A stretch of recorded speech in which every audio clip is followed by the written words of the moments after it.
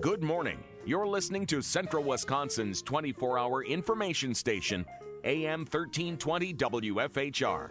It's time now for the Morning Magazine, brought to you by Comfort Air Heating, Cooling, Plumbing. Welcome, everyone, to Morning Magazine for this November 4th, 2020. Your host, James J. Malouf here. And today we are joined for the entire hour by our friends from the Wood County Sheriff's Department. We have Joe Zurfluh in with us. Good morning, Joe. Morning. And we have Ted Ashbeck with us. Good morning, Ted. How are you doing? Doing good. Thank you both for being with us. Also want to say a big thank you to our friends at Wisconsin Rapids Community Media. We got Kev with us here. Always appreciate that and encourage you to follow them on social media and their YouTube page. So, guys, we want to let the audience know that we are open to taking calls. If anybody wants to call in with questions, 424-2600 is how you do that. But we have a number of different things we're going to touch on today. The first thing I wanted to get to was something fun. I cannot even understand the level of stress with your job and what it is for you, especially coming out of an election and the pandemic going on and everything else. So I just wanted to start things off on a light note. And we do a thing on the morning hour, That Ain't Right stories, where it's just featuring some of, some Darwin winners here, some people who are really on the upper cusp of criminal activity and everything. So I got a good one for you here about this guy in Carson, Michigan, who was in a high-speed chase this past Saturday. And there was trick-or-treating going on, so the officers stopped the chase.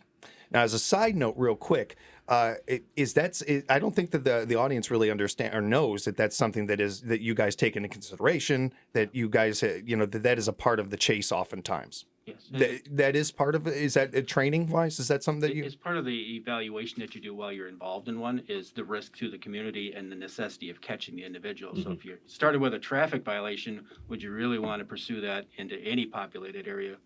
Most likely, no. Yeah, that makes sense. They don't tell you that in the movies. No. They don't tell you that part. That really is an interesting aspect of this, I think. But I don't think Michael Bay submits to that type of thought. Yeah, Michael Bay doesn't believe in anything plot wise. It blows up. As long as it blows, that's a Michael Bay movie. Basically, if you look at the script, it's explosion, explosion, explosion, and then tagline, explosion. That's what it is. So this guy gets away for a little bit because the police stopped the chase and everything, and then he crashed. They crashed after the chase. So I thought that was a little interesting. And then he decided to get some McDonald's. He gets McDonald's, and he falls asleep at the McDonald's, and that's how they caught him. I can't imagine the level. Obviously, this is not a criminal mastermind. This is not a smart person here. I would guess something gave him the munchies or something like that. Yeah, maybe that. But some substance that caused him to perhaps. Yeah, the guy definitely is not in his right of mind. That's for sure. Yeah. But I use it as a segue kind of into just a quick PSA. Don't get into a police chase. Don't do it. Don't do it. Nobody's ever gotten away in history with a police chase. It's just not right. And your vehicles are designed for something like that. I mean, it doesn't make any sense. Right. And I mean, why run? I mean, well, you're just adding on to your making it way worse. Yeah. So. I mean, for one, you're gonna get caught. You're not gonna get your car is not gonna make it to Peru or anything like that, or some country with extradition things or something like that. So for one, you're not getting away. But more to the point, safety wise to the community, you're just gonna hurt somebody or take the risk of hurting somebody, and you're just adding on to whatever you're running from. It's just gonna add up to it and everything. But I could not resist running that story by you guys because I just thought that was hilarious. This guy, especially that he crashed after the chase. I feel like you're going to take a lot of heat in prison for that. You're not going to win a lot of guys over with that one. So what are you in for, kind of thing? Yeah, absolutely. Yeah, and the one guy saying this, and then the guy says, "I crashed after the chase. Never mind. I'm here because McDonald's is aware." Yes, wow, right. You got caught by Burger, what was it? Mayor McCheese? Is that Mayor McCheese actually made the arrest. Yes, absolutely. Got credit for the arrest. We again want to let everybody know if you want to call up with questions, 424-2600. Did want to dive right into a couple of things quick. You guys are hiring a new deputy? We are. There's currently 3 openings total. We have a patrol deputy vacancy, the new drug investigator position, which we've talked about in the past, and also mental health deputy. So then 2 of those will be promotional positions, which will then create vacancies on the road. So And with the mental health one, it's fully funded through a grant for 2 years. So Yeah, I wanted Yes. to ask a follow-up about that. The last time I heard about this, in California, they were looking into like having their own kind of like not precinct, but their own division for mental health. yes. And I know that just from the first conversation I had with Sheriff Becker, that was something that was interesting to him. I don't know about doing a whole division for it or anything, but certainly having an officer kind of designed for that. So it looks like that's really evolving. Well, and kind of like, I think the division of it is that all the deputies are CIT trained, so they're all basically have that working knowledge of it. But in this case, they're trying to bring in someone who's more of the go-to and be able to get the things and do the follow-ups that really time doesn't always permit for law enforcement. I mean, when I wrote the grant for this, for Wood County Sheriff's Department, we're going to about 3,100 calls that are relative to mental health issues per year, and that's all the agencies within Wood County.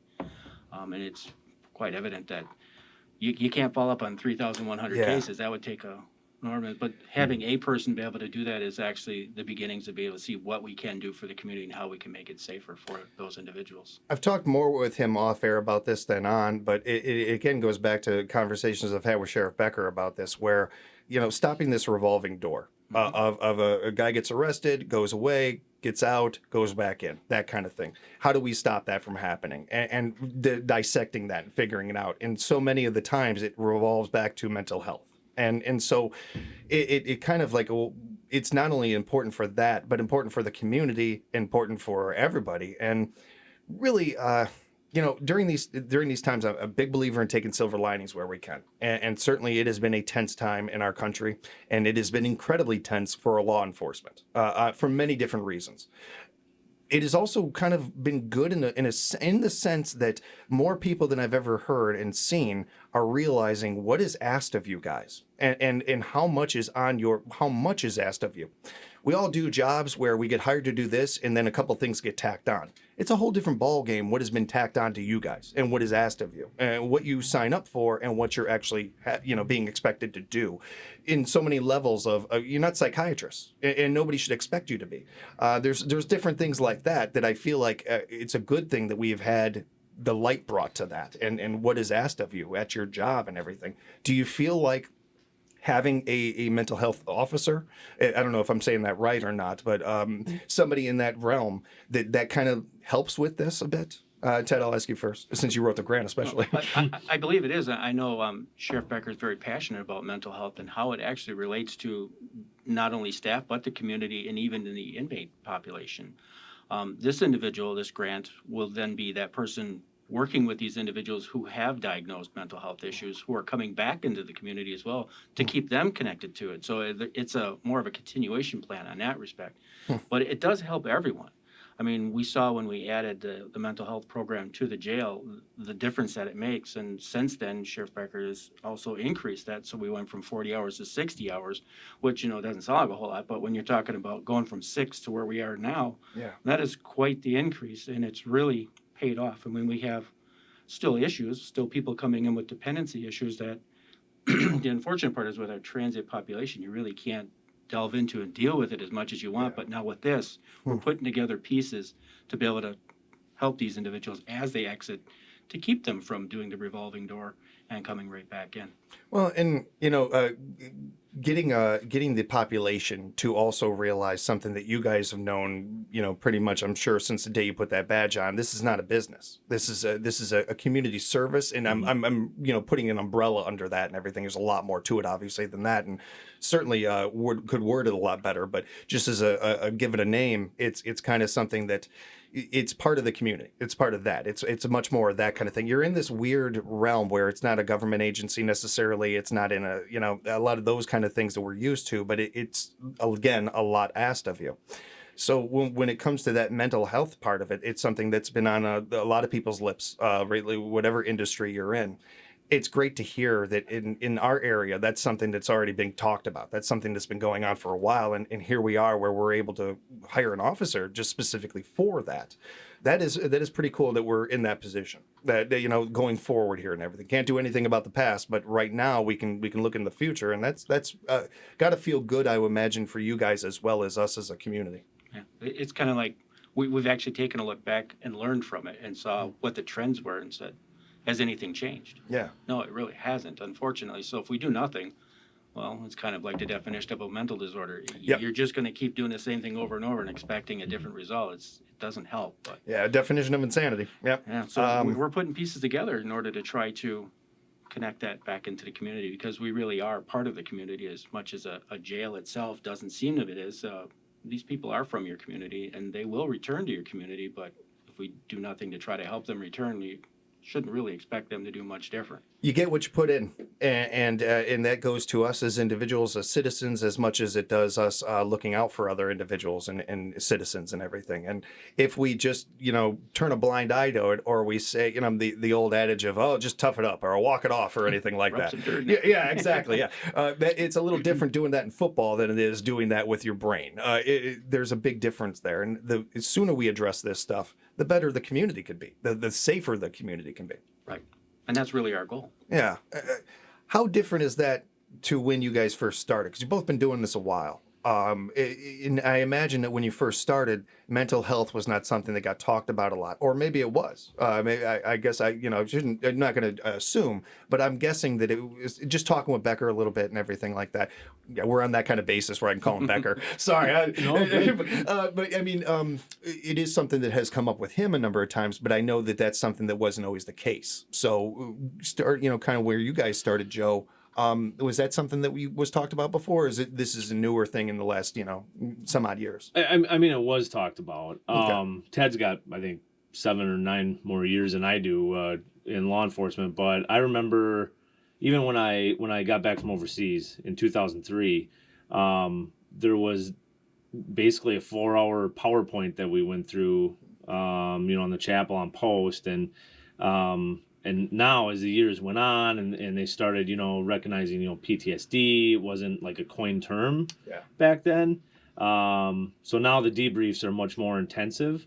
And then in law enforcement, I mean, they taught you about state statute 5115, which is where a law enforcement officer takes a person into an emergency detention when they believe that the person is a threat to themselves or others. And they basically, I mean, they covered like the legality of it and when it applies and when it doesn't. But, now fast forward about 16 years, now it really gets into, instead of just showing up, taking a law enforcement role, maybe taking a person out of detention, which isn't fully on us anymore now. That changed several years ago. But it's much more like how can you address the problem with this individual? How can you just help them, keep them in the community, but still get them the care that they need in a less adversarial situation? Huh. Interesting. That's interesting. Part that wasn't really mentioned was the staff itself. I mean, I remember when you had your first high-risk call, and I'd only been on a job probably 6 months by this point, and a sergeant from where I was at in Shawano said, well, these are the things that happened to you. And that was your debriefing of how you, just went through a gun call. You're like, okay. Yeah. But later on, you realize that probably wasn't okay, because there's a lot of people, you can't just shake it off. I mean, it stays with you. Those things do stay with you. Absolutely. I know how much it can affect you as just a person, especially when like a lot of people out there grew up around a lot of violence myself, and I know what an impact that had on me, and took a long time to kind of come to a good place with all of that and everything. I can't imagine from your perspective where that is when it's your job and it's the grind of that, what that can do. And I want to make sure that it doesn't sound like I'm like judging the past at all or anything like that. The way things were done. I mean, there's no judgment on that whatsoever. It's just kind of an evolution of where we're going with this, where we're not just as law enforcement, but as a society, where we're realizing more and more. We're getting a bigger perspective of stuff and kind of understanding a little bit more of the human brain and human behavior and that kind of thing. When it comes to that latter part, human behavior. How much does that play into your day-to-day job as far as like knowing human behavior, knowing people's, just intricacies and stuff and different ways that they handle themselves and stuff? How much does it help you with the job, really? I think that we, again, going back to like the TV movie kind of thing, we get this idea that's every officer is a detective, basically. Everybody is Columbo. Everybody, they all have that kind of going with them and stuff. But it is a more interesting thing to me because that is such a gray area about the job, and I don't know how much is taught with that and how much is just the instinct. A lot of it's learned on the job. I mean, it really is. And like you're saying, as you learn the intricacies of certain people, if I remember being sent to calls with Joe when I worked on the road, and you'd go up and you go, "Oh, let me talk to him. I've talked to him before, and I had a good rapport." And I'd just stay almost out of sight, but there, just because I knew he had the ability to talk to this individual, at whatever the level was or whatever he felt that way. But you go with what you have, and let's face it, we're not here to try to escalate anything. We're really here to try to de-escalate, maybe control it a bit, and bring it in more of a manageable state. But it happens sometimes where you just, Joe, you talk to him. Yeah. Go ahead. And then when it doesn't work for Joe, then you'll introduce yourself into the conversation. Just don't step in, because a lot of people don't like that either. Shock and awe is not the way to go when you're talking with people. You mentioned something interesting there, Ted, about I think that the de-escalation part of things, where that's what you're going into it with the mindset of. You're not going into the mindset of let's get this even bigger. Let's make this even more. It's toning it. That's the job. That's part of the job and everything. How much of that is taught, and how much of that is that taught? Is that the way that it is taught to you guys and everything? At least where you learned to be officers. I think they put more into that now in school, but at the time I remember them having as communications, professional communications, but it wasn't so much about how to deal with like in the CIT level. That's what CIT really has come around to actually give you some idea of how you can work with people and talk to people who you don't think are listening to you. They may be listening, they're just not hearing everything you're saying, but it's important to keep talking. Yeah, I think initially the training and training and standards come a long way. When I went through, it was 540 hours. I imagine it was probably shorter for you. I had to do both. That was 480, and then they bumped it up, so they gave us the extra. Well, it's up to over 700 now. Yeah. So there's a lot more focus on it, dealing with people in emotional crises and things like that. And like Ted said, you're recognizing someone, okay, you know what? Showing up and just being a cop right now probably isn't what this person needs, and it's probably not going to lead to an ideal outcome. So you have to take a step back and be more of a person. And of course, you don't jeopardize officer safety, but you learn to communicate effectively with this person. It's not always by yelling at them or saying you have to do this or I'm in charge. No. Right. And the CIT training, it taught me stuff I never thought of. Like, you don't dispute what someone's perceiving, right?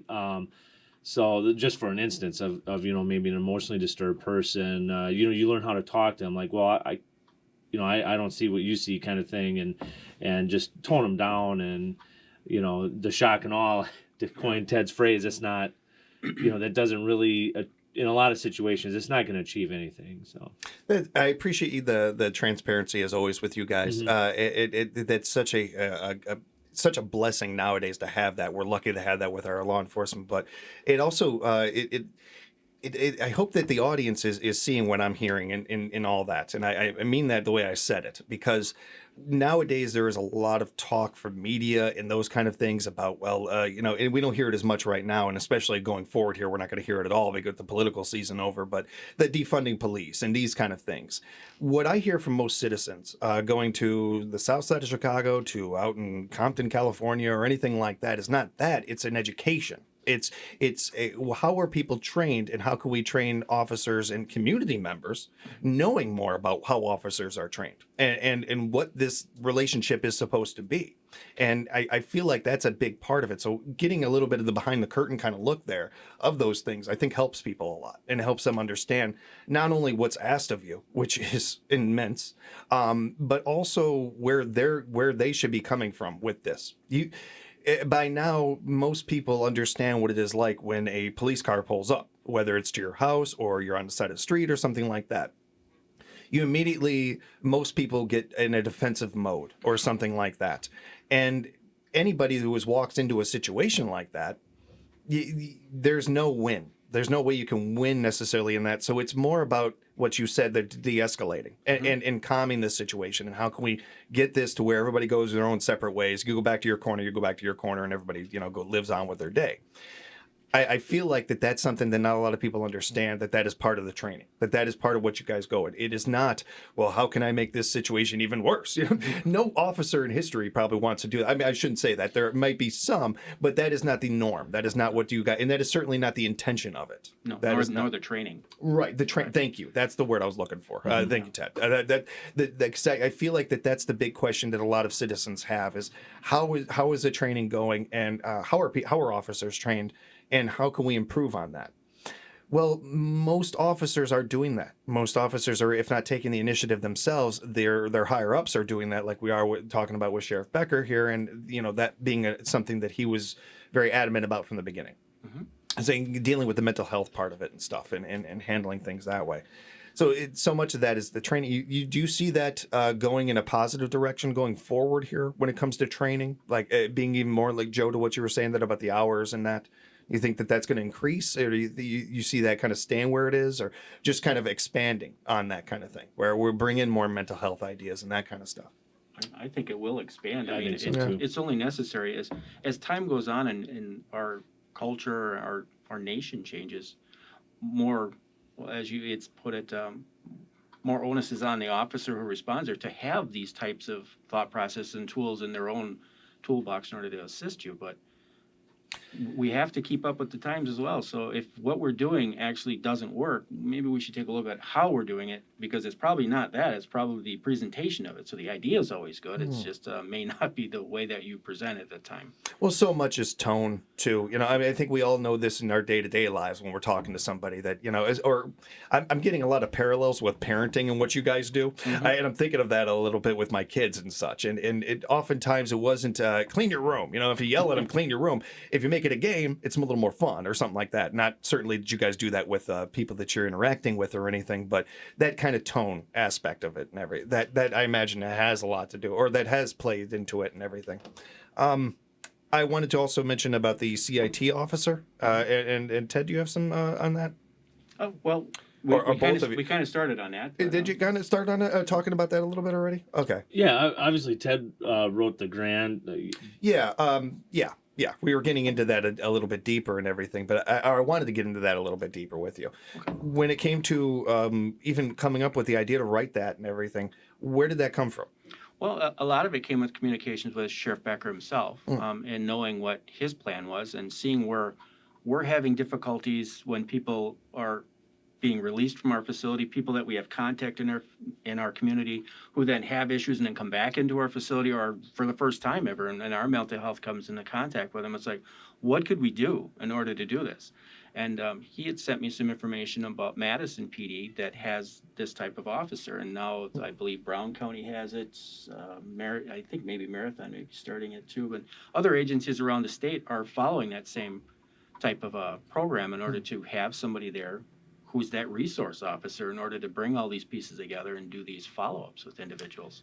Yeah, hiring somebody specifically for that job, is that the requirements going to be different than your normal officer being hired?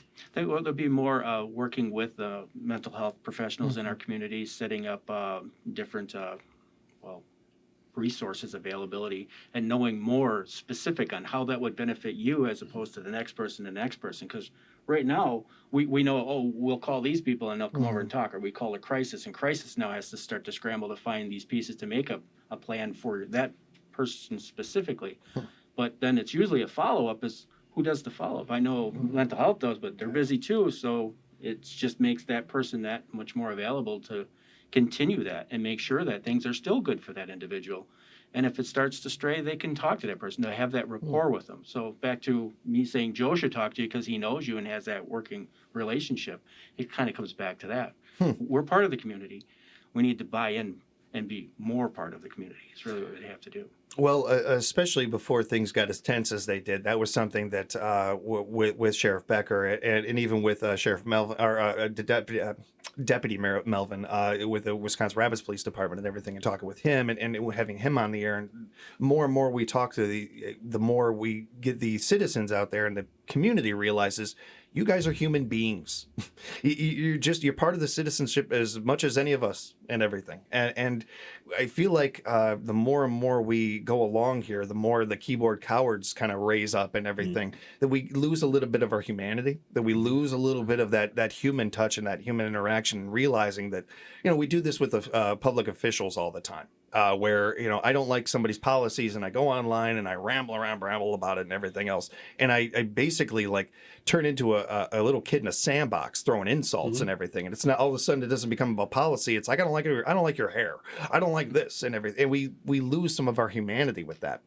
Part of the reason we do shows like this is certainly to inform the community about different things and that we're talking about here, but also that part of it is not lost on me. It is a very important part of it to me, of making people realize that. And I feel like it should be the easiest part of this job. It's turned into the hardest. It doesn't seem like that should be that difficult to make that leap, but that's where we are. And you hit the nail on the head. We get some of that, and just keep in mind the people that go on the internet, on the Facebook, and they always want to post something negative. They want the reaction. They want the drama. Yeah. So it's the reason they're called trolls. Right. Yeah. That's what a troll does. Yep. Read your history. That's what trolls do. They instigate things. Yep. They start fires. And there's a certain type of person out there where they're always going to do that, whether there was an internet or not. They were the person writing Dear Abby, I'm sure, or something like that. Whatever there might be to create fires. And it's up to us more and more to kind of call that out what it is. And not, I'm not saying like turn it like bullying the bully. I don't mean that necessarily, but recognizing what that is and moving on from it and not being caught up in it and becoming a part of that and becoming a troll yourself and everything. I think that there is a balancing act of, we've all got, gripes and things like that, but there's a difference of going online and just talking loud and saying nothing and actually going to your officer or somebody like that with a concern, with, something like that is a whole different thing, having a conversation. Yeah, I think like the anonymity of being able to go online has taken that aspect of we can disagree and that's fine. And it's almost like they've turned it into a competition where I have to win. I'm not here to win. I'm just here to have a conversation, and maybe I can't solve the problems or even address what you see the issue to be. But unless we talk about it, we'll never know. But well, and you touched on something really good there too, Ted, where conversation has never been about winning and losing. There's no score being kept with a conversation. It's just supposed to be a conversation, and then you move on with your day. This idea that the winning and losing kind of thing, kind of need to get away from that a bit and just take in the conversation. Yeah, it's not a football game. Yeah. We've got sports for that. We can get our all of our feelings out on that and everything. Especially if you root for a bad team like I do. We're going to take a quick break. When we come back, we are going to have more with the Wood County Sheriff's Department with Ted Ashbeck and Joe Zurfluh in with us. And want to remind you that we are here to take your phone calls. If you have any questions for the gentleman, please give us a call, 424-2600. We'll be back with more Morning Magazine in a moment right here on AM 1320. It is 54 in Stevens Point, 58 in Marshfield, 55 in Wausau, and 59 here in Wisconsin Rapids. We have the Morning Magazine. Your host, James, here. And appreciate not only Ted Ashbeck and Joe Zurfluh joining us, but our friends at Wisconsin Rapids Community Media for joining us as well as we have a conversation with our Wood County Sheriff's Department. I want to remind you that you can be a part of the conversation. Call 424-2600 to join. We look forward to talking to you. We were talking off air a little bit about this, and I wanted to go from that right into it. The discharge planner. Can you tell us a little bit more about that, Ted? Discharge planner is some position that's going to be brought back to Wood County. That is through a partnership that we had through a grant of, I believe, a Wisconsin Partnership for Recovery, and then the Central. The other one is, I believe, the Family Health Center, Marshfield, Inc., is who the other partner is in that. And that person will be coming in to actually talk to individuals who are about to get released, so they have a release date to come back in. And as we know, some people spend a lot of time in our facility, and then when they come out, they have nothing set up. And they don't have a lot of family. Maybe they burned a lot of bridges, but the outcome that we'd seen prior to this is we'd release them in the community. They would turn back to whatever criminal activity got them there in order to survive, to get back on their feet. And then, of course, run round robin, we come right back in and we're dealing with them again. Yeah. So now that position will start through the Human Services Department of Wood County here on the 16th of November. The criminal justice coordinator already came on board, Janelle. Mm-hmm. So these are things that are steps that are going from Wood County to be able to tie our judicial system together with our jails, with our sheriff's department and the community to try to figure out ways that we can better manage that inmate population or even the programs that are associated with them. It's an incredibly smart approach. That's a very tactical and smart approach. I feel like you're working with what you have, and at the same time, like evolving it and taking what you have and like kind of expanding on it a bit and everything. And it's another one of these things where, again, getting away from that revolving door, like how we stop that from happening. More than likely, we're always going to have crime, but continuing crime or your multiple offender, that sort of thing, and getting away from that a bit. That is another way of doing that. Again, it's something that we may never be able to get to zero in our society, but the more we can lower that number, the better. We talk about this at the Family Center from time to time about domestic violence. We may never be able to get it at zero, but we can lower those numbers. We can do that, and that's really that. Whether it's something that people like to hear or not, that's really where we are. And there's a lot of people out there. To get anything at zero is going to be pretty hard, whatever we're talking about, let alone when we're talking about big issues like this that are so complex. I understand that people want quick answers and they want quick solutions and everything. That is just not how things happen. And most things in life take time and take work to make happen. So this probably took some building to get to this point with the discharge planner, much like the CIT officer, that kind of thing. I know, like in the criminal justice coordinator, that took committees, it took the county board, it took a lot of people to get involved. It took a lot of grant opportunities for us in order to make these things come to actual light. Because, we understand that these aren't the normal ways that people have done it, but they're looking to different avenues in order to be able to solve the issues that we see in the community and try to limit the cost to the community as well in order to go through grant opportunities. And gives us an opportunity then to see how these things happen, work with other agencies and other grant opportunities and other agencies providing the grant to see what they've seen in other locations to put that to use. What fits Rapids may not fit Marshville, but if it's all of Wood County, let's start putting these pieces together. Yeah, and the more that we go along with this, the more we'll find out too. I imagine the more that even these positions will evolve and be able to help out more. Yeah. When it comes to working with other agencies, working with other counties and all that, it seems like it's a new day to people like myself that are not in the game and everything and involved in it and such. I know growing up that was something that even no matter where you lived in the country, that kind of was a thing where it felt there was more of a, well, we want to make the big bust and get it over them and that sort of thing. We're seeing more and more nowadays where people are working more and more together and sharing information and that. And it's not so much about making a big bust as it is about getting that person off the streets. Is that something that you guys see more and more, or is it different from when you started to where you are now? And Joe, I'll start with you. Well, yeah, I have to steal Ted's thunder because when we were off the air, he mentioned it, but like after 9/11, and that was all Ted's idea. But no, 9/11 was not my idea. No. Yes, no. All right. The wording. That was probably a poor choice, wasn't it? No, it's funny. No, just happens.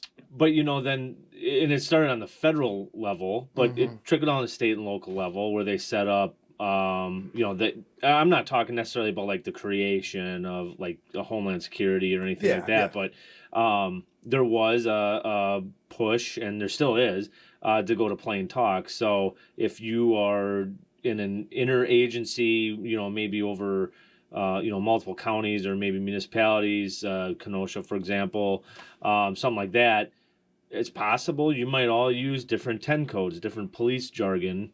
And so there's actually, like, especially if a federal agency is involved, then they just want you to go to plain talk. Apparently you're not even supposed to say 10-4. Not sure how someone confused that, but that's the point of it is they don't want you to muddy the waters. But far as like working together, like you said, I can only go back 16 years. I can't say it was ever bad from my personal experience, but relationships definitely improve. We work, I think, very well with all the law enforcement agencies. Ted could probably comment on. And then you have drug. Yes. Yep. Task force and yep. And they've had those types of things for a long time, but it just made it easier to communicate once we started tying fingerprints all together. And then we have national databases. Yeah. Now we have state Yeah. ones. We have ID networks. All these things that are starting to come together. Didn't even think of that. For like us in the jail, we've implemented systems in their phone system that does voice recognition, so they can tell who's using the phone, to whom they're talking, and those types of things. Because let's face it, criminals come in, they don't stop their criminal activities. They will call people to try to change things, try to eliminate things, try to get rid of evidence, do things like that. And it's up to us then to try to control that, because guess what? Now they're creating more victims while they're incarcerated, and that's something we shouldn't have. And that's kind of the whole substance behind some of those things that we do. But we do have the ability to communicate quicker now, which I didn't expect it to go that direction. I'm so glad that we talked about that, though, because that is fascinating to me. And again, trying to take silver linings, one of the worst moments in our country's history and everything, and being able to kind of look at it and say, well, this is what we learned from it. This is how we grew and evolved from it, and got better from it. That makes all of us safer, sharing that information, having those things. You mentioned a term, and I don't know if the audience knows it as well as we do or not, but plain talk. What does that mean necessarily? Well, in the case where you would call out a license plate number, so I have a 1028 and I want to run a 1027. To them, person listening, they know that I want the license plate number and I have a driver's license for you. Well, it's just as easy to say, here's the license plate for the vehicle and here is the individual operating. Right. And then everybody knows what you're dealing with. And if you have extra occupants in the car, you could say, I have passenger 1, 2, 3, 4, that type of stuff, so that they're not just running a list of stuff and they don't know why you're running it. Now you've actually said it. Nice. I wanted to go in a bit of a different direction real quick because I voted early, and I've got 3 other jobs, and I'm booking around, and I've got a little hour window here, so I'm like, okay, this is where I'm going to vote, and I don't know why, but I went to the courthouse to go vote. I don't know what I was, or not the courthouse. I went to the jail to go vote. I don't know why. I was going actually to the and I get there, and I have not been there since they had the metal detector in. So immediately I was like, oh, I'm in the wrong place. But I didn't get a chance to talk to the person working the metal detector and everything. And I got to give so much credit to her and the job that she's doing and how I know that hasn't been there for very long. And she was, the second I walked through that door, she's right there and not in in anything. It felt like I was walking into like a department store, how nice she was, how kind she was. And at the same time, how smart she was and how quick or adamant she was, or detailed she was about, like, put this in here and that and everything. But still at the same time, conversational. Sure. And I can't imagine that is an easy gig. And just a big credit to her and the work she's doing there. I didn't get to catch her name. I was in a hurry, but she did a really nice job. Yeah. Who was that? It's got to be Sarah McCormick. Okay, yeah, that sounds right. Just great. But how has that been going with that job? Because that's a new gig. That's something that's been a bit. It's not even. I don't want to say even a year. It's been there. October was a year. Was it just anything? Oh, wow, time does fly. Yeah. Everything's muddy together right now. So I'm not. I only know what day it is because it's in front of me. That's really it. That been going well? That even as far as the evolution of that position? It has, actually. I mean, I know they found some things that were coming into the facility, into the courthouse itself, that shouldn't have been. And, by no fault of the individuals in most cases, they just didn't realize that you can't have these items inside here. Multiple firearms, actually. A lot of people, they don't, they get their concealed carry permit or open carry, but, most people carry concealed, but, they don't realize, like, there's exceptions, or restrictions is what I mean. And so you can't bring that into a courthouse. So pocket knives, all those things. They do a monthly report to the county board. I know that. And like with Sarah's response, it's not adversarial. She's here to explain it to you. So communication is key. Yeah, that's a really good way to put that too, because that stood out to me right away. Where I couldn't have been there more than a minute, but even in that quick minute and everything, I felt like I had an interaction with her. I felt like, and she couldn't have been, treated it better and treated me better or anything. And it's not her job. She doesn't have to be nice to me, but she was. And I could see where as I'm saying that then maybe that isn't a job requirement, but it is something that helps. It is something that adds to that. It makes it that quickly of a transition and less adversarial, as you said, because somebody walking in, usually if you're going to the courthouse or something like that, it is, a court date or something like that. And that can be a tense situation already. And when you have a bunch of dynamite there, you certainly don't want to throw another stick on. That makes sense. I just don't think that a lot of people approach it that way and think of it that way. And it is a little disturbing to think of the things that people were getting away with before walking into that setting, and how lucky we are to not have anything too tense go on, and to be where we are now, where okay, we can cut that off at the pass. That is a situation where whether our judges, our attorneys, and just as importantly, our citizens should feel safe in that scenario. That's a whole different ballgame. And great work. I mean, it really is working. It is really, and it was something that I know that there was some give and take as far as the community about people, how they felt about spending the money on something like that. Money well spent. Investment made. Investment brought back twofold, I would say. It's really good to hear. Really good to see, especially. I know, in reference to like the scanners, the jail had just brought in a body scanner. So bringing people in from the outside in was always a kind of a trick. You can search the outside, search the pockets, put them in different clothes. Since we've implemented that, we found drugs inside of people. We found bottles inside of people. Just things that you would never expect people would do, but they have their reasons for their addiction issue, and they certainly will do anything and everything they can to maintain their level of human sanity. Beings will find a way. Yeah. If the creativity that comes with that is never going to be undone. That is something that I don't think that we can even wrap our minds around sometimes, as far as what you guys deal with on a day-to-day and everything. We are speaking with Ted Ashbeck and Joe Zurfluh from the Wood County Sheriff's Department. We're going to take a very quick break, but again, I want to remind you, we're open to taking your phone calls at 424-2600. We'll be back with more Morning Magazine right here on AM 1320 WFHR. 54 in Stevens Point, 58 in Marshfield, 55 in Wausau, and 59 here in Wisconsin Rapids, where we have Morning Magazine wrapping up the show with Ted Ashbeck and Joe Zurfluh in our Wood County Sheriff's Department, and we have our friends at Wisconsin Rapids Community Media in as well. If you still want to call in, you can. Just be abbreviated, be quick, 424-2600. Kind of doing this in reverse order today, where I usually start off the show asking how you and yours are doing. I wanted to wrap up with that. I wanted to start and end with some lighter notes, because your job's tense enough. I don't want when you come in here for it to be tense or anything. We're going to ask tough questions from time to time, but we're going to ask it in a non-confrontational way and just have a conversation. So how are you guys doing? Joe, how's your family? How's everybody hanging? Doing good. Everyone's healthy so far, knock on wood. Good. Ted, everybody doing well? Same thing. Our son off in Whitewater, he's he got sick, so he's all freaked out right now. So he went in to have his test. We haven't heard yet. Best wishes, certainly. And it's especially with everything going on right now. Both my kids are out of state, and that is, you think that as you get older and as they get older and everything, that the parenting, what's asked of you as a parent, like, lessens a little bit, but it just more things just get tacked on.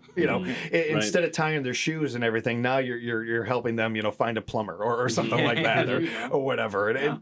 And these stresses that go on when your kid is out of state, that is something they don't prepare you for, or out of town even. I didn't know as the kid growing up, I didn't think there was stress on my parents at all. I mean, I thought same here.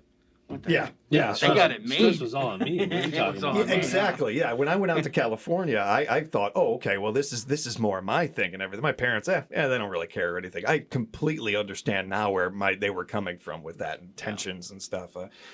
It ain't easy, parenting. It ain't easy. They don't pay you well enough for it. They really don't. And that's something that I kind of wanted to touch on too with you guys when it comes to what you do. And I've got Representative Krug coming in later in the week, and it's something that me and Scott have talked about too, where when it comes to these positions, that you're not doing this, obviously, unfortunately, it's not obvious. You're not doing this for the money. This is something that is a calling to you, something that it speaks to you why you do something like this.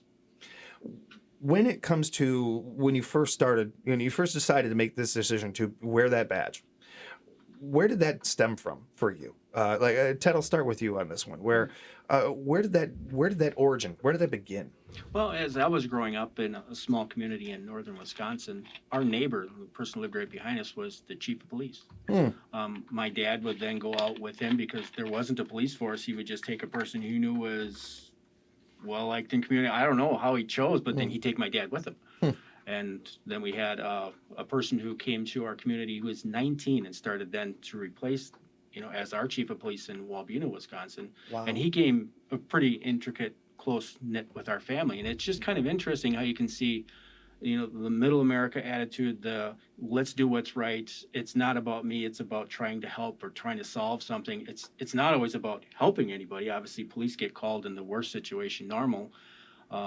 But that was where it started with me. It's like, you're looking at this going, I like talking to people. Where are you going to get a job like that? Because, I have a face for radio too. But I hear you.